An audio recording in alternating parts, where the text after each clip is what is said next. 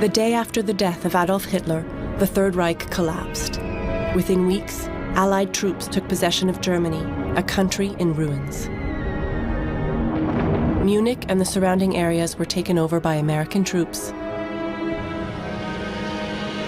On May 3, 1945, the 3rd United States Army took possession of the town of Steinhöring in Bavaria. They discovered a large house with almost 200 children living in it. They found newborn babies, their mothers, nurses, and young pregnant women. They had been abandoned. They were traumatized. I can remember it well. It was like a storm, with thunder and lightning. I can picture myself at the front of a crowd of women that were gathered together. Men wearing black uniforms were stood against the wall. We were only young. We were children. When I first started my research, I went to Steinhöring and realized that it was a place in my memory. It's the only memory that I have. How did that affect us? I don't know.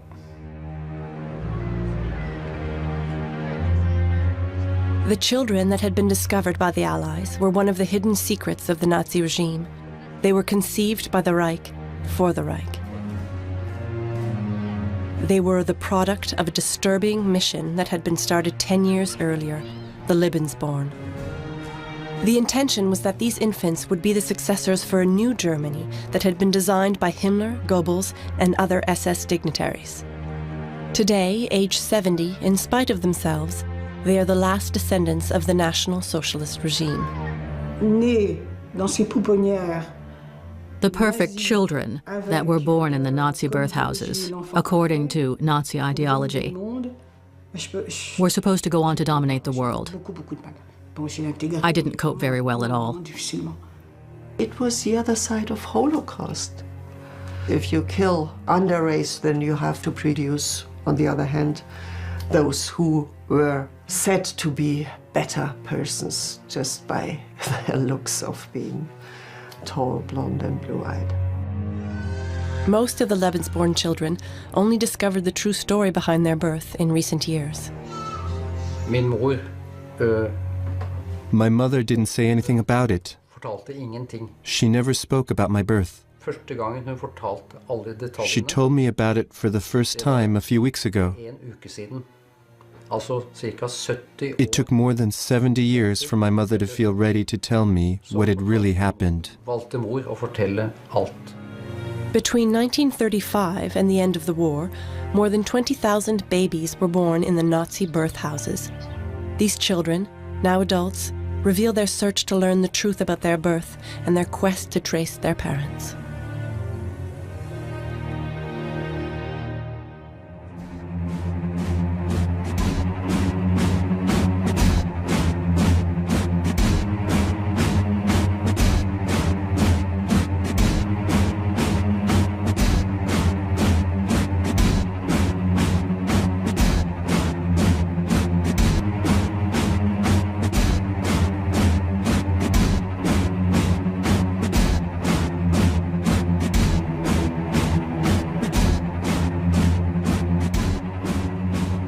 Da muss der deutsche Junge der Zukunft schlank und rank sein, flink wie Windhunde, zäh wie Leder und hart wie Kruppstahl. In 1933, the newly elected Adolf Hitler introduced a series of racist laws in Germany. People suffering from hereditary diseases were forcibly sterilized. The law to protect German blood prohibited marriage between Jews and German citizens. He instructed his second-in-command, Heinrich Himmler, the leader of the SS, to put the finishing touches to an unprecedented eugenics program. The concept was as simple as it was Machiavellian. The mission was to recruit parents who would procreate and produce a generation of pure Aryans.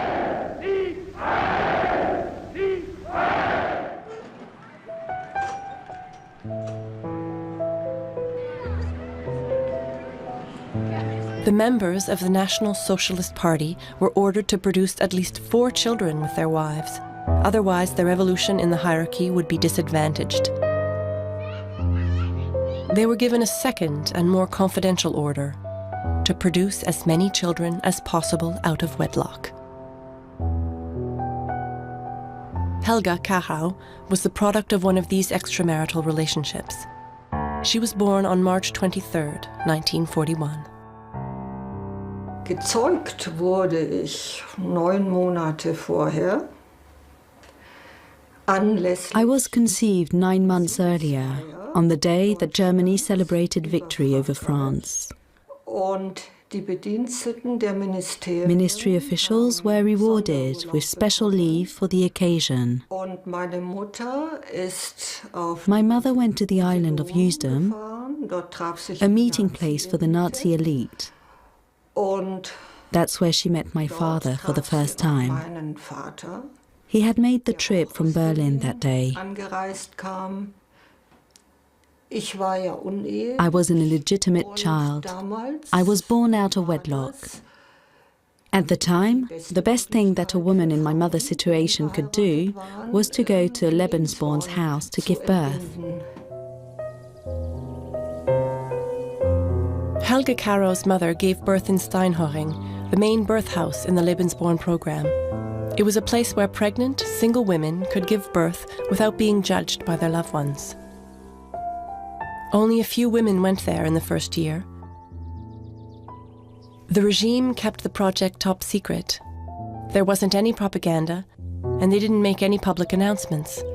On the contrary, the only video footage that exists is amateur. From 1938 onwards, birth houses were opened elsewhere. They were opened in annexed Austria, where the physical appearance of the women corresponded to the principles of the Ministry of Race. Brigitta Rambeck was born in a Lebensborn in Pernitz. Also arische Menschen waren willkommen, aber der Arien... All Aryans were welcome, Eindeutig. but they had to prove their Aryan identity. Sie waren beide arisch und sie waren...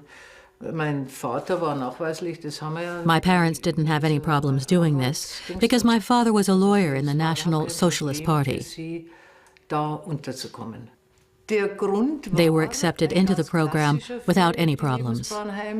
wofür sie ja auch nicht zuletzt Their situation was typical at the time. waren, nämlich This is why the Lebensborn homes were set up. Frauen guter Herkunft, They gave Aryan men and women of good origin auch arisch, man musste den Arya-Nachweis bringen, the opportunity to give birth in secret.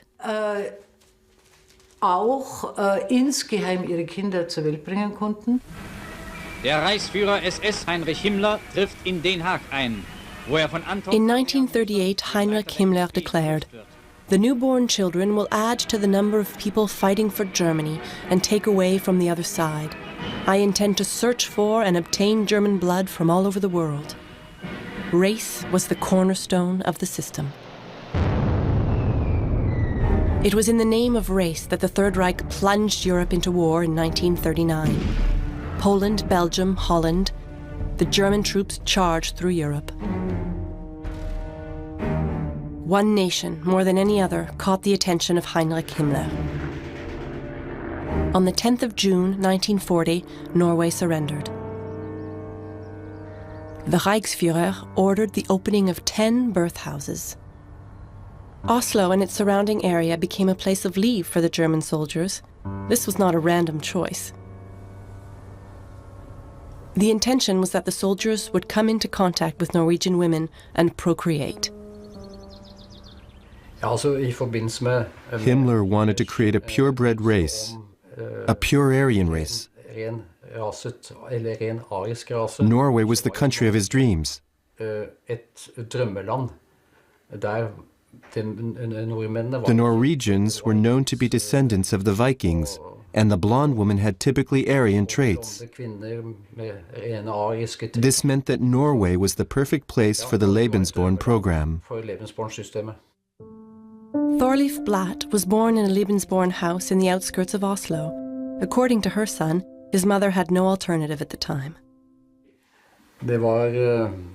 She was in a difficult situation. It wasn't easy. They were judged by people and accused as being whores for the Germans.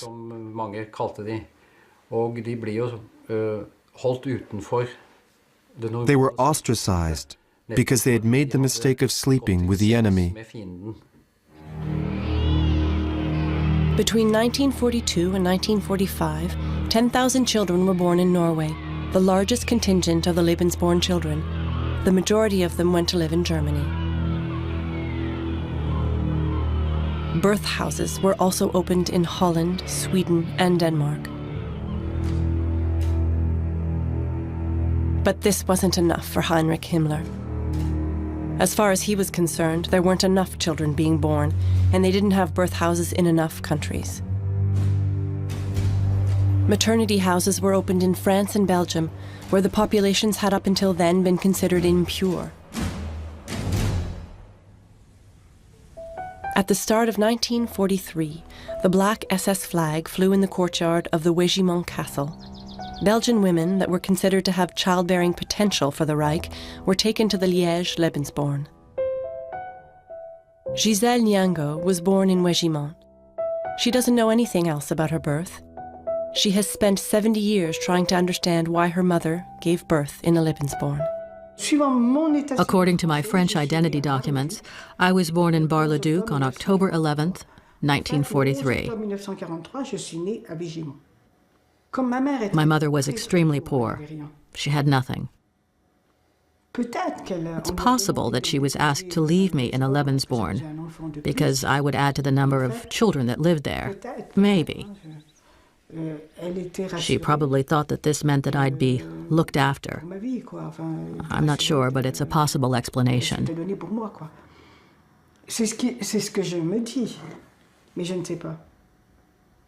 It seems likely given how poor she was. When I was looking through her paperwork, I saw that she was entitled to 1 free meal a day when she was 6 months pregnant. So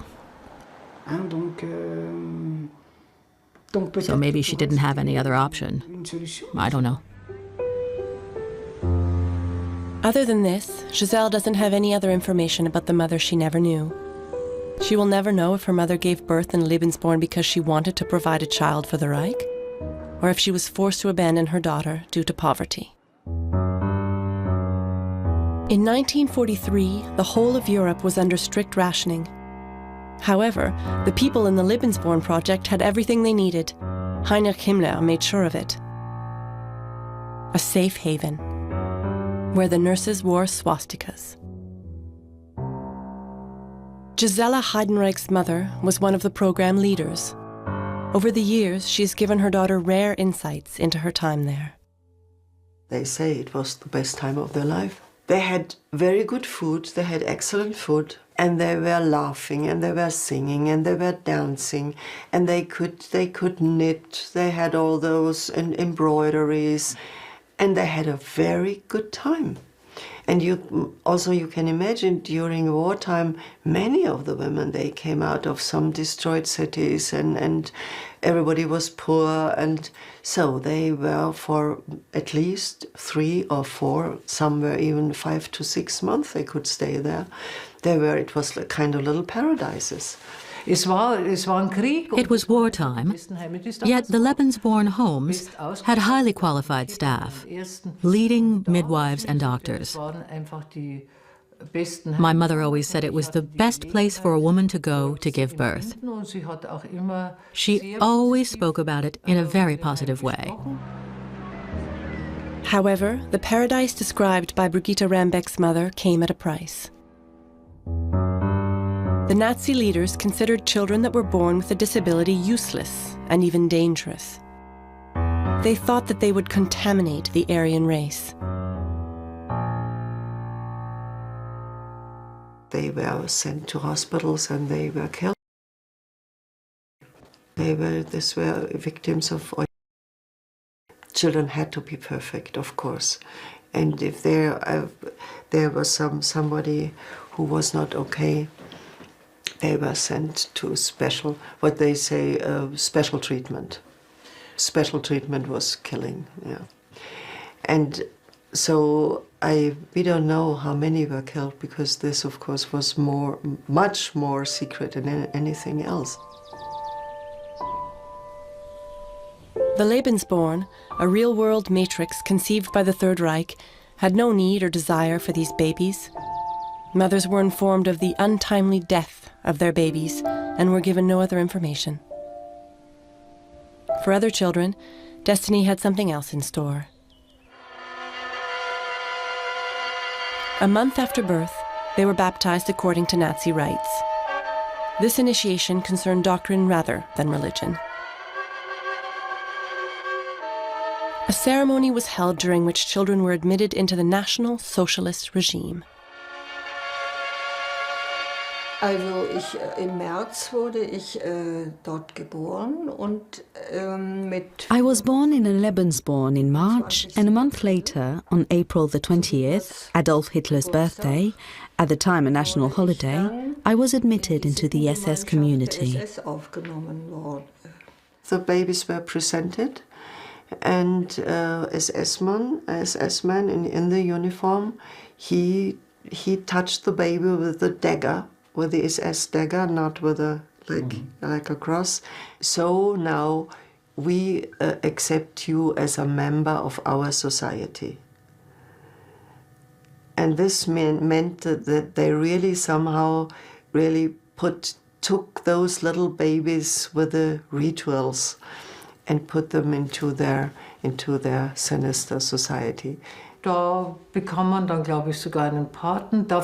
Godfathers were usually named during the ceremony.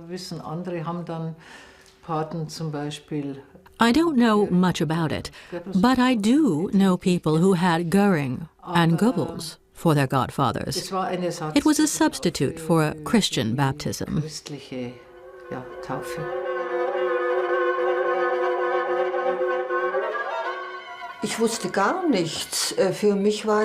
I didn't know anything else. It was life as I knew it.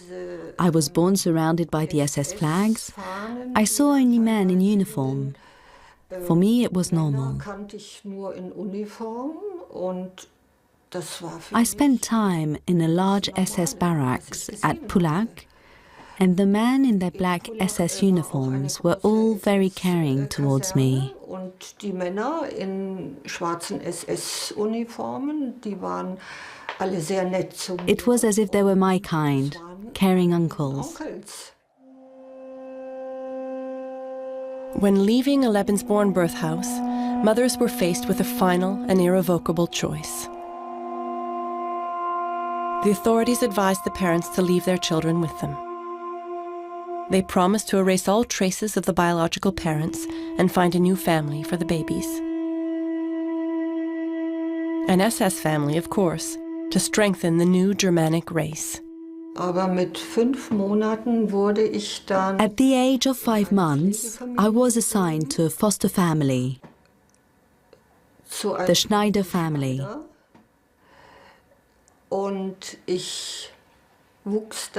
I spent my first 4 years in Pulag, in a complex designed by Martin Bormann that served as the Führer's headquarters.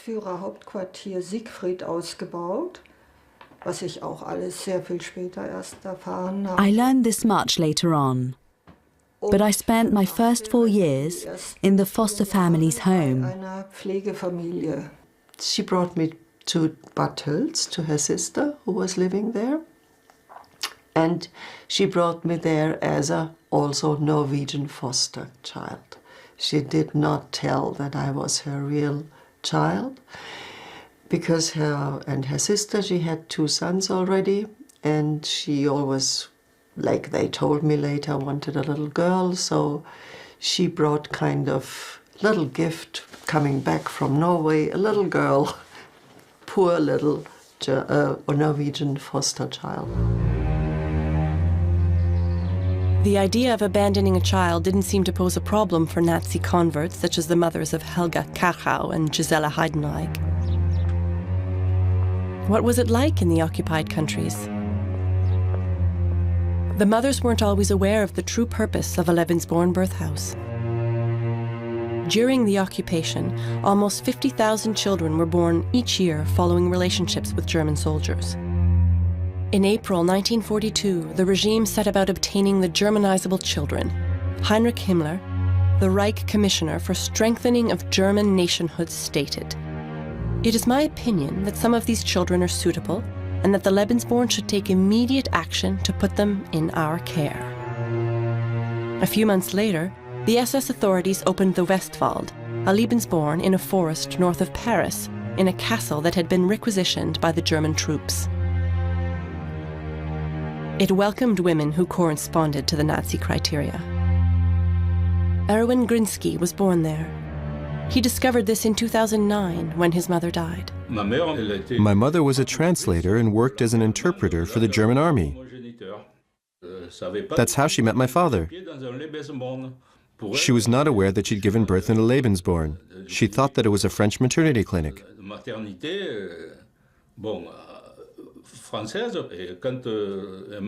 She told me that my father asked her to leave me in the home. But she refused. She kept quiet and left for Germany. My father received his commission in July 44 when I was 2 months old. We left for Germany.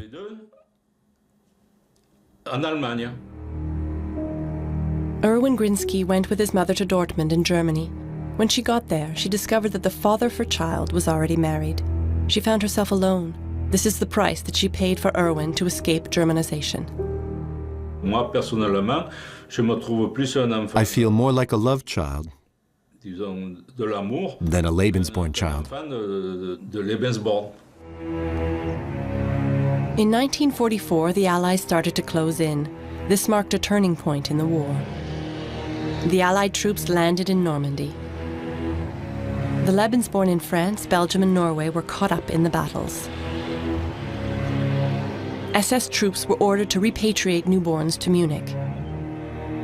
Gisella's mother was in charge of the repatriation. On the 10th of August 1944, she participated in the closure of the French Lebensborn in La Morlaix. She was sent by her office from Munich to close this home.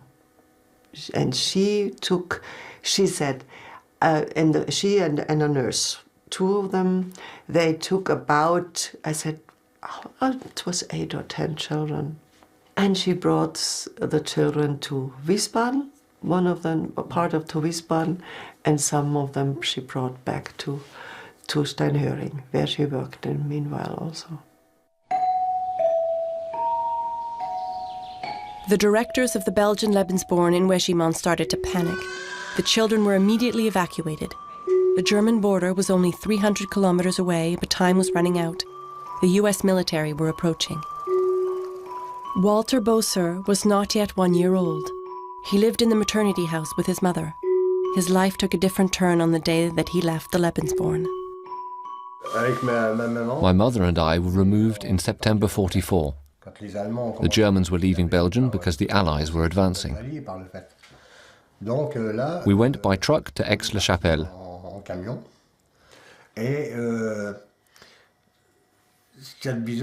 I don't know what happened to her after that. I don't know why she wasn't put in the same truck as me. The children and then the staff had been put in the truck.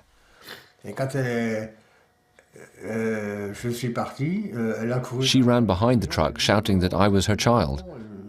They didn't care.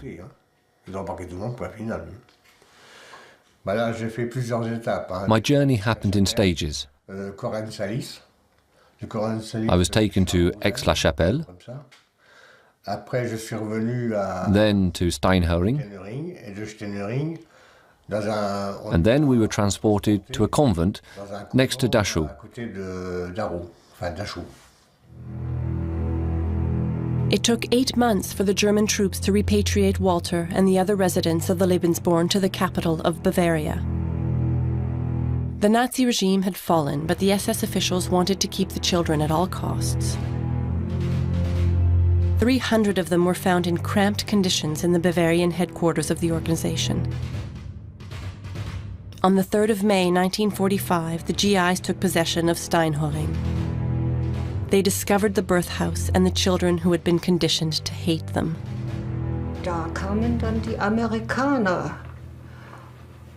Und da ist mir aufgefallen, dass The Americans arrived, and that's when I realized that I considered the US as the enemy. identifizierte.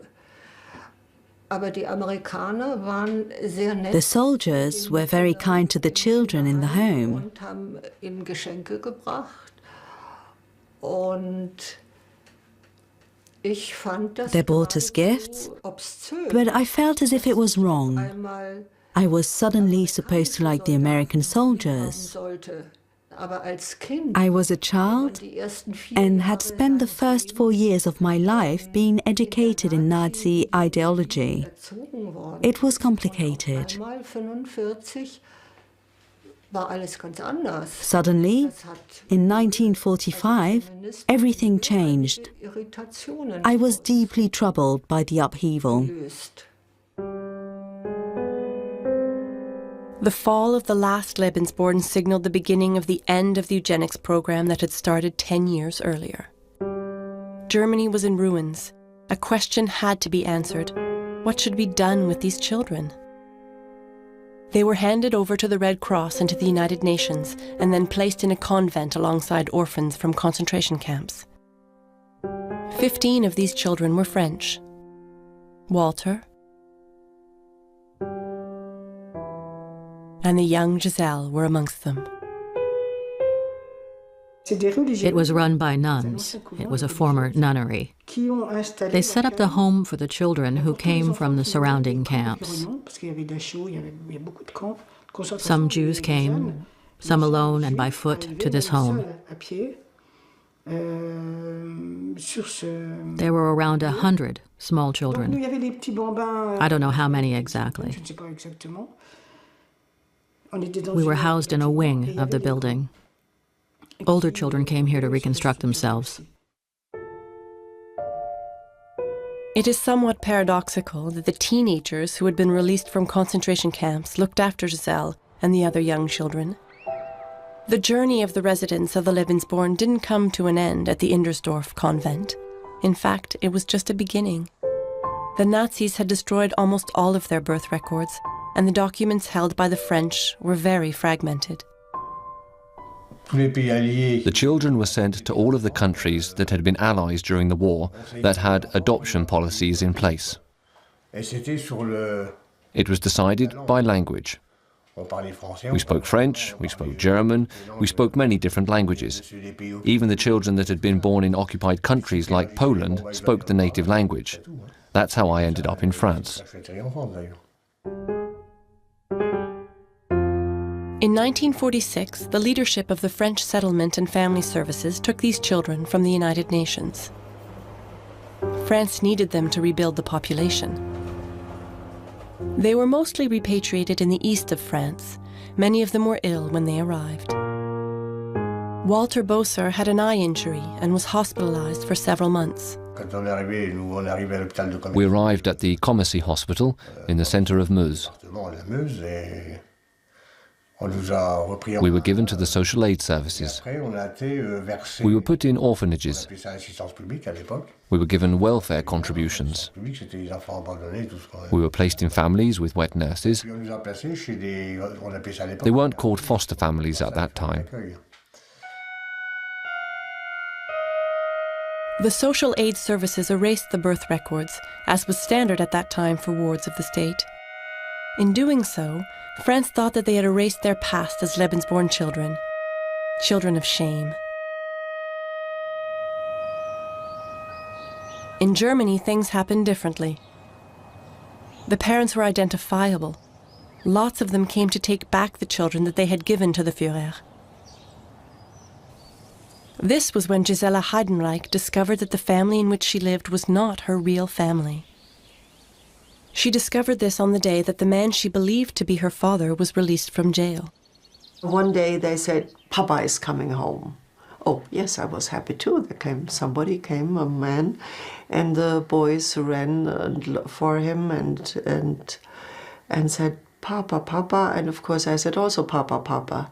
And this, I remember this scene, this is the first shock in my whole life. I still see this man refusing me and saying, what are you doing here? And to his wife, why did you bring this SS bastard in? So this was a real shock. And of course I asked, what does he mean and why is he not my father? So of course they said, you have no idea, that you can't understand and he doesn't mean it and it's not so bad. It was like, yeah, I was fallen out of my identity. I think it was the beginning of a real big crisis in this little girl who did not no more know who I am. Gisela then found her birth mother. They had to learn to live together in a country in ruins. At the same time, children in Norway were discovering, rather cruelly, that they are not like the other children. In a country traumatized by 5 years of occupation, the Lebensborn babies symbolized the collaboration with the enemy of thousands of Norwegians. Thorleif had followed his mother to Germany during the war and returned to Norway after the liberation. When we returned to Oslo, I could only speak German. But when we traveled from the center of Oslo to my mother's house, I wasn't allowed to speak. We didn't want anyone to discover that I was German. So the first month that I was there, I was not allowed to speak.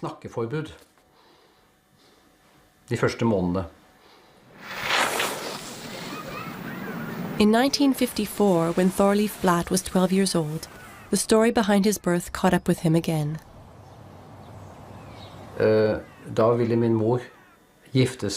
My mother wanted to marry a Norwegian man. But I was a problem, an obstacle. I was complicating things. The man that she wanted to marry did not want me to be part of the marriage. His mother held a deep hatred for the Germans, and she said to him, if you marry this woman, her little kraut must not be a part of the marriage. So my existence caused a problem for my mother. She decided to put me in an orphanage. She had to explain to the orphanage, in my presence, why she wanted to abandon me.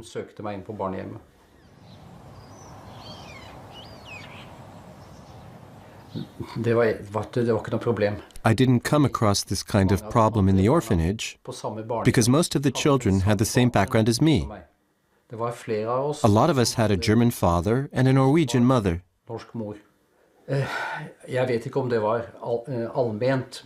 don't know if it happened everywhere, but the hatred towards the Germans remained widespread for a long time after the war.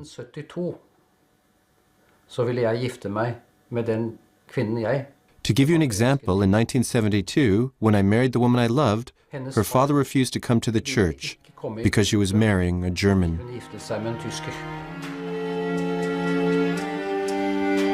However, many of the children suffered a fate worse than Thorleif. Some of the children that lived in Norway went through hell at the end of the war, just because they were born in a Lebensborn. Paul Hansen's father was a soldier in the German army. His Norwegian mother followed his father to Germany and left her son in a Nazi children's home.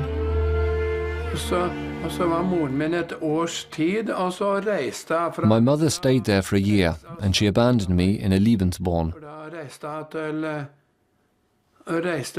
I didn't know where she'd gone. She'd met a German man. I learned later on that they both went to Germany. From 1945 onwards, the Oslo authorities supported Paul Hansen and thousands of other children. Some of them were placed in psychiatric hospitals. Paul Hansen was 5 years old at the time. When I arrived at the Emma Hjort Psychiatric Hospital, I found myself living with some very ill people. They would scream out at night. I asked myself, what am I going to do?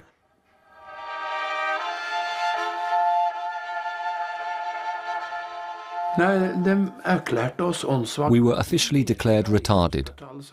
A doctor came to the National Hospital and declared each and every one of us as retarded. We were declared mentally retarded because we had been born in a Lebensborn. I can't remember what happened next. But when we went for a walk in the city centre, people would laugh at us.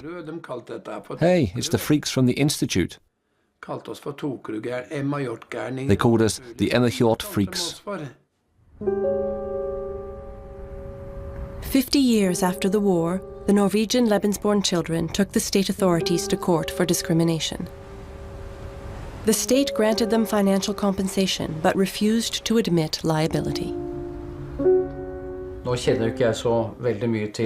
I don't know what happened to everyone.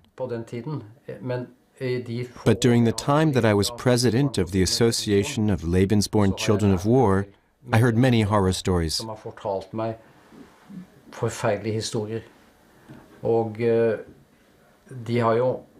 It's difficult to comprehend the extent of the abuse that took place in the orphanages and the foster homes.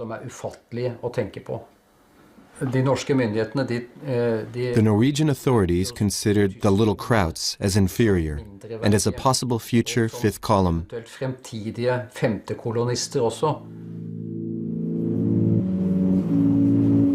In France, no one feared the emergence of a fifth column since the children didn't know where they came from. A family in Nancy adopted Giselle Nyango when she arrived in France. She was brought up in a loving family with a caring mother, and she grew up without ever suspecting where she came from. But in 1954, 10 years after the war, she discovered her birth name by chance.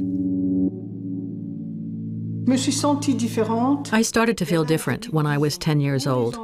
Other children had started to call me names, and they said that I'd been adopted. It was a difficult time for me.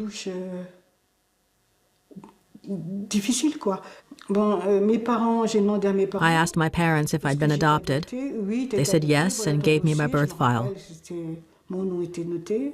I found out that my birth name was Magula. Then I forgot about it. I kept the file in a drawer. I looked at it from time to time to remind myself of my name, to remind me, but other than that, I hid it away. Giselle Nyango didn't say anything else about it. She lived in a happy family, and her adoption wasn't part of it. Other children were not able to bury the past. It was too much in their present. After returning from Germany, Erwin Grinsky lived with his mother in an apartment in Avignon. His mother called him Hervé for 60 years as she feared that his Lebensborn birth would be unmasked if she called him by his real name. She was ashamed of the conditions surrounding his birth. I was 16 at the time. I can remember it really well. I was applying for my identity card. My mother kept all of her documentation in a small iron chest. She took a document out of it and gave it to me. It had the name Erwin Schmidt written on it. I started to question things. Was I called Grinsky or was I called Schmidt?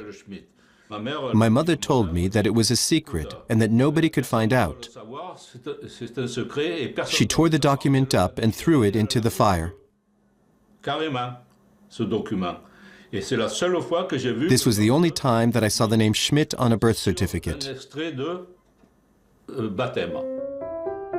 Schmidt was the name of his father, the German soldier who took his mother to give birth in Lebensborn in 1944. Little by little, from time to time, she gave me snippets of information. She mentioned my father. But if I asked questions, she closed up immediately and changed the subject. But she always called me Hervé. She never called me Irvin. The post-war fate of the Lebensborn children varied, but they all have one thing in common. They have lived for decades in denial, in secret. Walter Boser is an exception. He fought for 30 years to have access to his social aid file. His quest began the day that he met his future wife. He wanted to know who he was. He tracked down his mother, who was still alive at the time. She lived in Belgium, where she had rebuilt her life after the war. How old were you at that time? When did I meet my mother for the first time? I was 54 years old. How did you feel?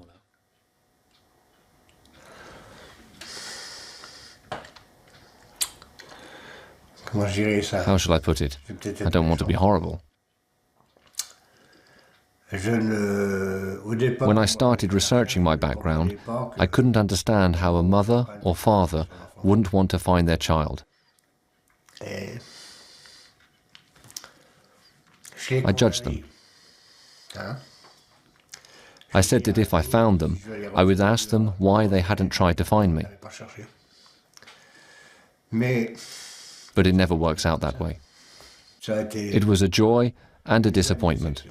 I was disappointed to find that she had become an old woman. I couldn't remember what she looked like. I couldn't remember having seen her. That's why I couldn't remember her face. After years of speculating, Walter learned that he came from the Belgian Lebensborn in Vegimont. He wanted to know whether he was conceived out of love, or was he conceived for the Reich. I made her explain what had happened. She said that she was young at the time. She was only 18. She worked there as an assistant cook. She wasn't even the cook. She was an assistant cook. She prepared the bottles for the babies. She said that she needed someone to look after me, so she took me to work with her. Apparently, this was allowed. According to Walter's mother, he was taken by mistake with the Lebensborn children. Her explications didn't give him the answers to his questions. I asked her what had happened to my father. She handed me a photograph. I didn't know what to say. It was a picture of me in my father's arms. He was crouching down and he had his legs around me to keep me upright. This old photograph is all that he has of his father, a photograph of a German soldier with a child. He doesn't know anything else about him. His father died before he could find him. He died in 1986. If the French authorities had helped me when I was 21, I might have known my father. But because of stupid bureaucratic procedures and the cruelty of the people involved, I missed out.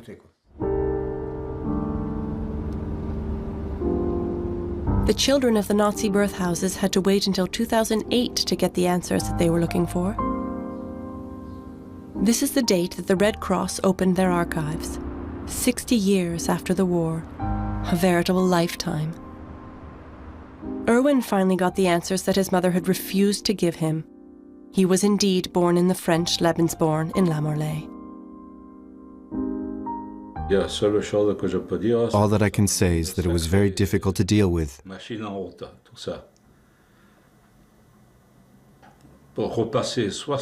I spent 65 years of my life in the dark.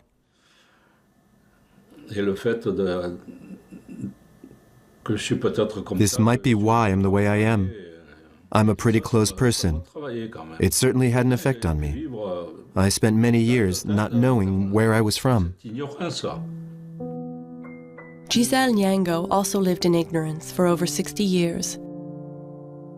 When her adoptive mother died, her husband pushed her to seek her origins. She only had her birth name to go on, but she managed to discover her birthplace, She revealed all to her children. It was very difficult to talk about it. It's still very difficult even now. Why? I don't know. We're not responsible. We are the victims. But since the war, people have been prejudiced against the Lebensborn children. I was ashamed. It was difficult to learn that I was part of the project. It was difficult to accept. She discovered that she had a brother living in Belgium. It's thanks to him that she found out more about her biological parents.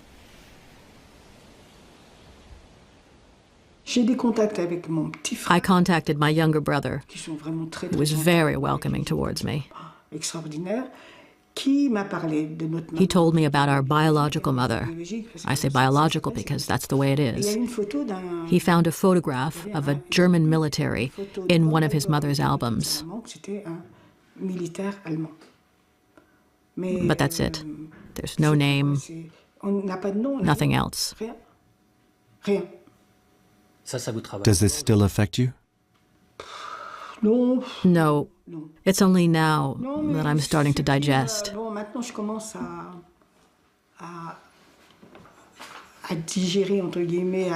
Or should I say accept my birth, and to understand that I am a victim in the situation. Half a century after the war, the children, now adults, are left with more questions than they have answers. They still feel the pain and the resentment. Who were these men, their fathers, without whom their background would have been so different? Were they just soldiers, or were they part of the SS? My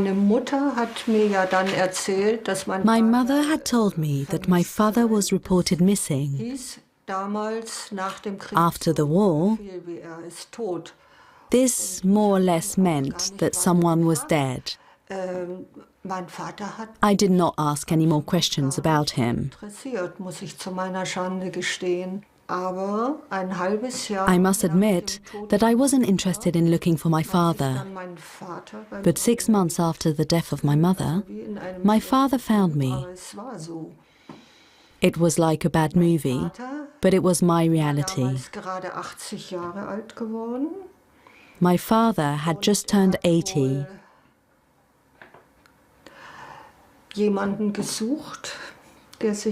He obviously wanted someone to take care of him, and he had remembered that he'd had a daughter. Helga Karau discovered that her father was a high-ranking member of the SS who had been well aware of the purpose of the Lebensborn and who would have known exactly what had happened to his daughter when she left the birth house. I llove my parents, and I have never wanted to take them to trial. Is this the cross that I bear? Yes. Even today it is difficult. Children with the same background as me will carry the weight of the legacy of National Socialism forever. The residents of the Lebensborn were the orphans of history. They had never been recognized as victims of war. From the 10th of October 1947 to the 10th of March 1948, the 4 SS organizations that led the purification of the race program were investigated as part of the Nuremberg trials. The leaders of the Lebensborn program were in the dock. Colonel Max Solman, program director. By his side, Inge Vermetz, his assistant, and Gregor Ebner, the organization's medical officer. They were acquitted of charges of war crimes and crimes against humanity and were only charged with being members of the SS. Gisela Heidenreich's mother spent 11 months imprisoned in Nuremberg. She was a key witness in the trial. Nobody ever could, in those times, prove their crimes, and there were a lot of crimes. It was a criminal institution, definitely it was. But all the time, she always said, I only did something very good. We only helped foster childs, and we owned children, and we only helped parents who couldn't get own children, and I would do this today again. This was a sentence I heard very often from her. And also the sentence, do you think that we would have come free in Nuremberg? And the Americans themselves said this was a model of a very excellent social institution. She kept repeating this sentence. Even Americans said it was a model of a social institution. They were found not guilty in the eyes of history, and the 22,000 Lebensborn children have fallen into oblivion. All that remains is the shame that drives most of them to hide their past, even 70 years later. They are connected by their inner demons and their questions that remain unanswered. The Lebensborn children still carry this pain with them.